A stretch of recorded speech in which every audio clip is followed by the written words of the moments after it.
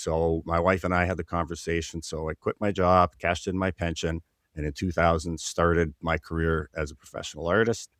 That was a real struggle because I didn't know what I was doing. I had a lot of skill, but I had Yeah. no idea how to actually turn that into a livable income and a consistent income. That took me about 5 years, and then in 2005, that's when my current voice, the style that I'm known for now, evolved, and since then, I've kinda never looked back, and I've gone on to great success.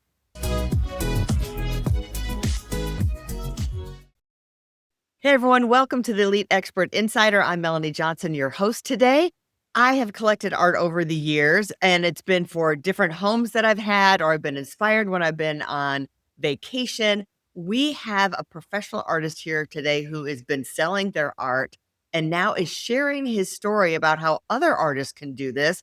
And I have friends that are artists, so I can't wait to give them this information. Tim Packer, thank you for joining us today. I really appreciate you coming and opening up the art world for us. Oh, thanks for having me. I'm looking forward to this conversation. Tell us a little bit, how did you get started in the art world to become a professional artist? Okay, it's a bit of a long story, but I'll try to keep it brief. So, Okay. I knew when I was 12 that I wanted to become an artist. I took art in high school. I took graphic design in college. I came out of college at 19, ready to take on the world, and then ended up the next 2 years in entry level, like mind-numbing work where I got laid off 3 times in a row. This was in the early '80s. And I just kinda came to the realization that I wasn't talented enough to be an artist. There was a lot of people around me that were a lot more talented. And so I did what any artist would do. I joined the Toronto Police Force because I wanted a steady paycheck. And that led to an 18-year career that was very successful. And then it Wow. was in my mid-30s, actually, when I first was exposed to the idea of the growth mindset, that your talent is not something you either have or don't have. It's not some gift. It's something you can develop. And I didn't really believe it, but I thought, I'm gonna live my life for a year as though I believe it. And in that Yeah. year, my life changed. And I got better very quickly, and then within 3 years, I'd been elected to a couple national arts organizations. I was selling work, winning awards, so my wife and I had the conversation, so I quit my job, cashed in my pension, and in 2000 started my career as a professional artist. That was a real struggle because I didn't know what I was doing. I had a lot of skill, but I had Yeah. no idea how to actually turn that into a livable income and a consistent income. That took me about 5 years, and then in 2005, that's when my current voice, the style that I'm known for now, evolved, and since then, I've kinda never looked back, and I've gone on to great success, and now I'm actually my mission in life now is kinda sharing what I've learned with others who share that same dream, because I know I would have given anything to achieve that life as an artist, but I didn't Yeah. know what to do or how to do it. And I know so many other artists out there that feel that way, but they just don't know what to do. And a lot of the information that they're being given, a lot of the advice they're being given, in my opinion, is just dead wrong. So, anyways, that prompted me in 2020 to start my own online art academy, and which has gone on to be very successful. And then this January, I just published my book, You Can Sell Your Art. So, yeah, that's the short story. And I love that you're leaving a legacy really with the book. Your art leaves a legacy, but teaching other people how to do it is a whole nother part of your legacy. I think that's such a strong thing to do. Let's dive into, what does it take, the first step? We talked a little bit ahead of time before we Yep. started the show today that, of course, I'm business minded, so I want to jump into the business. You're like, whoa, you got to have good art first. You got Yeah. to have something people want to buy. So walk us through the first step of, how do you figure that out? Okay, the first thing is to understand that there's no one unified art world. There's like a bunch of Mhm. different art villages. And the two, like, Yeah. there's the high-end auction house, Sotheby's Christie's, that kind of thing. There's graphic design. And then the two that cause the most problems for artists, I think, where they conflate the two together, is there's the world of what I call commercial sales. This is like real Yeah. people buying art to hang on their walls, like the piece you have behind you right now. And then Yes. there's the institutional kind of academic art world, which is all about postmodernism, and it's where it's funded by grants and Okay. corporate donations and that type of thing. Yeah. And the important thing to understand is those worlds are polar opposites and they value different things. And you need to know that. So, like over in the postmodernist side, in the academic, skill's not important. Beauty is something to be laughed at. What's all that's important is what the artist felt. What was their message that they were trying to Yeah. communicate? And that art isn't meant to be bought, it's meant to be looked at and discussed. In the world of commercial sales, study after study has shown, and I've actually seen it bear out, that what the average person really values in art is all of the things that were traditionally valued in art since the Enlightenment: skill, Mm. mastery, beauty, composition. People want work that reaches out and engages them. And it's not important what I, the artist, was feeling when I created the work. What's important is how you, the viewer, feel when you see the work. Mm. And ideally, what we want to create art that stops people in their tracks, it takes their breath away, and that inspires that biblical feeling of coveting, where they just go, I just want to have that. I want to take it home with me. And what ends up happening, you get a lot of artists, they're out there, they've developed a little bit of skill, but now they're trying to put this intense meaning into their work that's critical of some Mhm. aspect of society or whatever. But the problem is there's no village that values both those. You need to pick a Mm. village. And so in the village of commercial sales, the first thing to do is to master all of the traditional skills and concepts, things like drawing, things like composition, values, brushwork, all of that type of stuff. And then ideally create work that gets that ooh ah effect from the public, but do it with a unique voice where as soon as someone sees the Yeah. work, they know you did it. Then they don't have the option to going to a less expensive artist to buy a similar thing, right? It's very similar to music, what it takes to become a very successful singer, right? It's have that great work with a unique voice. And so in my book, the first half of the book actually deals with what are the things and the steps in the order that you need to master to be able to achieve that, and how to go about finding your own unique voice. And then the second part of the book is, okay, now how do we turn that into an actual viable business that you can make a living from? So how do you find your unique voice and your style? Like, when I see your paintings, I know directly that it's by you, Yep. right? It's identifiable, and I see artists who you think, "Oh, I can tell their style." How do they figure out their style? And then also it's, okay, maybe I have several styles that I like, but what is really gonna be commercially viable and people are gonna want to buy from me? Yeah, that's the real question that most people don't have a clue. And I look at it the same as music, right? Anybody Most of the musical artists that we see that are very successful, they had a lot of influences. And so I really encourage artists to do the same thing. It's seek Yeah. out other artists' work that you love, that just makes you Mhm. salivate. You just love their work. And then try to get in their head. What's the filter that they saw the world through to be able to Mhm. convert reality to that? What are the techniques you think they used? And then try painting like them, right? And you do that for several paintings. And it's even okay to copy another artist's paintings if it's just for learning. Obviously, you can't sell the work, you can't claim it as your own or whatever, but you can paint your Yeah. own subject matter, trying to do it using the voice of another artist and mastering. And then you're learning, because our talent is just four things, right? It's the sum total of Yeah. our skills, knowledge, experience, and creativity. So when you're using another artist as an influence and trying to mimic their style, you're Mhm. gaining all four of those. And then you do it with, but you don't just stop at one artist and go, I'm going to be a copy of this person. You do it with Mhm. another artist, a number of different influences. And now you're building your experience, your creativity, your technical skills. And then you go into the studio in pure process mode, which is where you give permission for the painting to fail. This is just about learning. But what you do now is you're now taking various things from all of these other artists that you liked when you did them and you enjoyed the process. You really liked the way that effect came out in your painting, and other people seem to like it too. And you try putting them all together in your own way. And Mhm. you do that. And it's rinse and repeat that process until you get to the point where you create work where you go, and it often is an aha moment where you'll create a painting and you just go, I think this is the best painting I've ever done. And I loved doing that more than any other way I've painted. And then it's up to the public. Then you have to see what's the public's response. And if the public goes crazy over the work, and they will, when you find that thing, I Mhm. went from doing less than 28,000 in sales in 1 year to doing 28,000 in one festival once in my new Wow. voice. And I've seen that happen with a lot of my students as well. And so the big thing is you keep doing that until that happens. And the problem with most artists is they do that maybe a little bit until they get the odd sale here and there.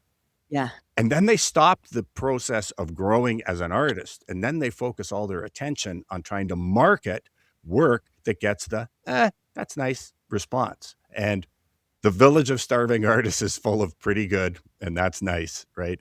You need I post every time I do a painting, I post these kind of silly little reveals, right?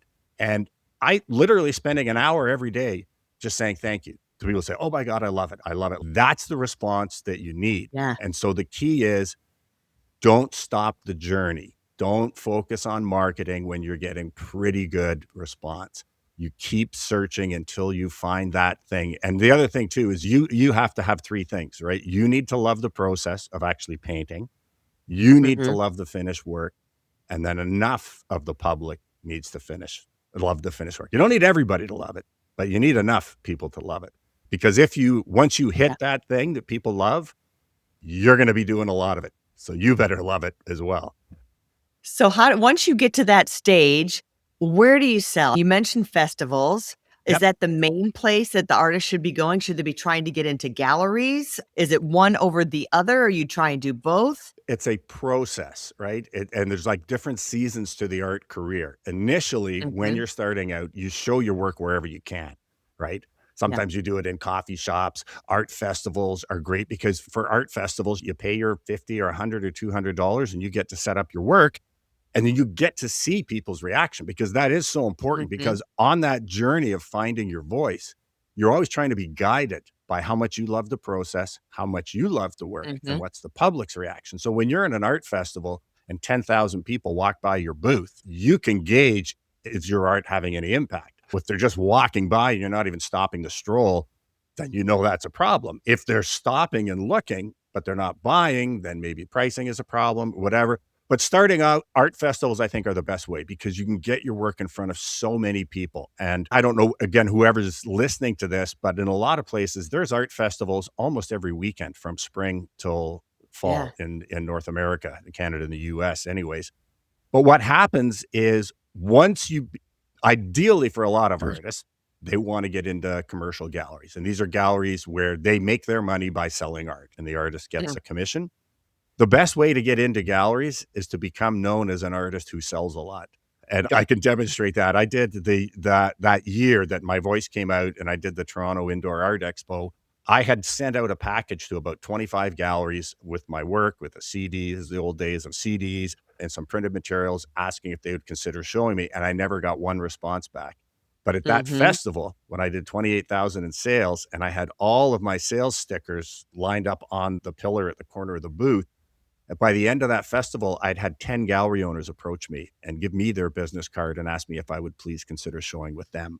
So the best way to get into commercial galleries is to Mhm. actually already be successful selling. And then now you can actually sell online a lot as well. I've got a couple of my students that are just killing it they're like social media superstars. They sell everything that they paint just through their social media and their website. No gallery commissions. No, they don't Yeah, I even was do gonna festivals anymore. Just all through wow. social media. Yeah, I wanted to dive into that and talk more about the website and social media and things. But I want to say festivals, I feel like sometimes like your art is trees, and I've mentioned about the birch trees. So I used to have a summer home up in northern Michigan, and I wanted that type of art up there. But if I was in Miami, I'm looking for a different art. So you might be at an art festival in Miami, but it might not translate. So you really have Oh, to pick like region, right? yeah, you're going to That have palm trees to instead your of birch trees in Miami, right? Yeah, yes, yeah, exactly. So you gotta for pick sure. your regions of where you think your audience is, not just flooding the market with going to every festival, That depending on what Yeah, and you're some doing. festivals too tend more towards like wildlife, some tend Mhm. more toward landscapes, some tend more towards like abstract or whatever. So yeah, it's really Yeah, important to do your research. But the yeah, most important thing early on is just getting eyes on your work so you can gauge that reaction, right? yeah, And so social media is a great way of doing that as yeah. well.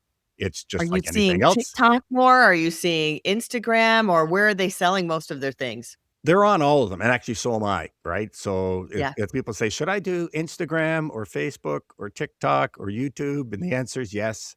So all of the above. That's what All we of the believe in above. too. Yeah, Market everywhere. Yeah. but here's the thing, and this is something a key takeaway people can have. What's really important is to find a type of post that you are comfortable with that is easily repeatable. And so the best way to do that is just like with the artistic influences, look for those artists on social media that have huge following, that get huge engagement, lots of likes, comments, all that to their posts, and Mhm. look at what type of post are they doing, right? Yeah, And for me, the silliest thing is I do these silly reveals, right? It's just I I make saw a those. silly face and turn the canvas around. I've got some of them that get 350,000 views.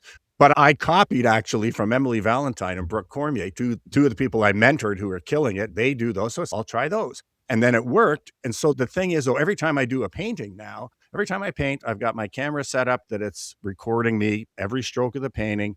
And then I do the little reveal. And then I do another post where do halfway through the reveal. And then it just goes into jump cuts of about 15 seconds of the painting process and then the reveal. But that's an easily repeatable thing I can do now for every single Mhm. painting that I do. And that's the key, is to find something where you go, okay, this is something I can do consistently. Because if you're trying every day to come up with some unique, brilliant post, it's crushing, right? And so you need to find something that works, that's easily repeatable, that basically turns your creative process into the content. And Yeah. that's what works for me. And that's what I see working for a lot of other artists that killing it on social media. I think that's good advice for anybody on social media. Find Yeah. something that works and then just repeat it unless you need another format or have a couple processes that you do, like you mentioned, like maybe 3 or 4 that you did, Yep. that I think that makes perfect sense. What about tips for email marketing and your website? Okay, so email is very important. It's probably the most important aspect if you're an independent artist. And so the key is to collect emails, to build Yeah. that email list. And so you'll need some sort of a CRM, customer relations management software we use for my art, and we use Kajabi for my art academy. But it's really important to collect emails. And the best way to do that on social media is with something that's called like conversion asset. So that's something you can give people for free if they sign up for your email list. We also use ManyChat, which is an AI based thing that sits actually Mhm. on Facebook.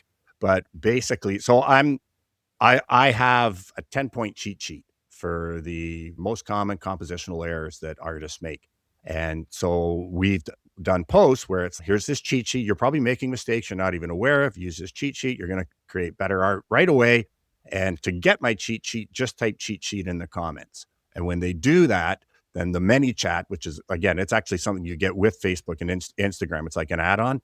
They type cheat sheet. It then automatically checks to see if they're following me. If they aren't following me, it sends them DM that says, "Oh, we'd like to send you my cheat sheet, but I can only send it to followers. Click here to follow."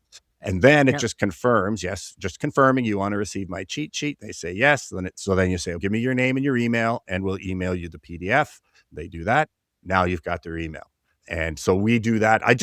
We actually just launched a course this morning. I just came out with a new course, actually painting birch Yeah. trees. So we just launched it this morning, and we've only just sent it out by email. I just sent an email out to my email list from my art academy that I've just launched this new course. It's a special offer. It's a discount until Monday, and we've already done over 1,000 in course sales at 69 bucks a piece through email. Awesome. And then also what I do every week with my list for my art because I've got one list of people that are artists and another for people that are art collectors, is every Uh-huh. week we send out an email with our weekly features where we'll have sometimes an original and 2 Giclée prints or just 3 Giclée prints, but there's just the 3 items. These are these week's features. They're 20% off, but there's only one of each, and it's first come, first serve. And so we do that every week, and we generally sell at least one Give us print out. for $500 to $1,000 every week. So again, Wow. it's getting kind of repeatable systems that Mm. you can do. I also used to have a studio open house every year. We're in a new house now, so I haven't been able to convince my wife to do one here yet. But where it started off with me just inviting friends and family to come to my Mhm. house, my very first show. And that evolved over the years to where we were doing 50,000 in sales on a weekend, and people were driving 4 hours to come to my studio open house. So there's a lot that artists can do on their own to kind of get work out in front of people and sell their work. But getting that list, that's the key, because That you can have the yeah. greatest show in the world, but if you got no way to tell people, it's going to be crickets. The money's in the list. But you on all the advice that you gave, is applicable for any Yep. business owner, Yep. not just artists. Everybody should be doing what you're doing. We do some of those things as well. So tell people where they can find you. Okay, so they can find my book on Amazon. So it's You Can Sell Your Art, pretty Yeah. clear, by Tim Packer. And if they're interested in my courses, they can go to www.timpackerartacademy.com. And then if they're Mhm. interested in my art, they can go to timpacker.com. And I just want to add one last thing, what you said, it's Yeah. true. And this is a message for artists.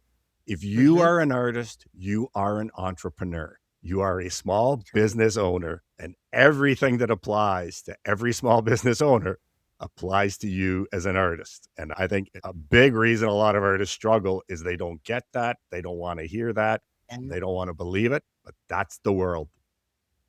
it's so true. That is excellent advice for any artist out there. You're now a business owner and you got to promote your business and market your business. Excellent advice. Check out, we'll have those links in the show notes so you can look at Tim's art. It's beautiful. I just love all the trees. It's very full of nature. It's just gorgeous. And we'll see you next time. Check us out if you want to become an international best-selling author and an award-winning author and help us write and market your book. Reach out to us at eliteonlinepublishing.com and have a great week, everybody. If you want to write a book and become a best-selling author, you're in the right place. At Elite Online Publishing, we can help you create, publish, and market your book so that it becomes a #1 bestseller. We work with a limited number of authors to ensure that they receive the best possible service. So if you want to learn how to write and publish a book that will empower you to smartly grow your brand, business, and credibility, apply today. We look forward to working with you.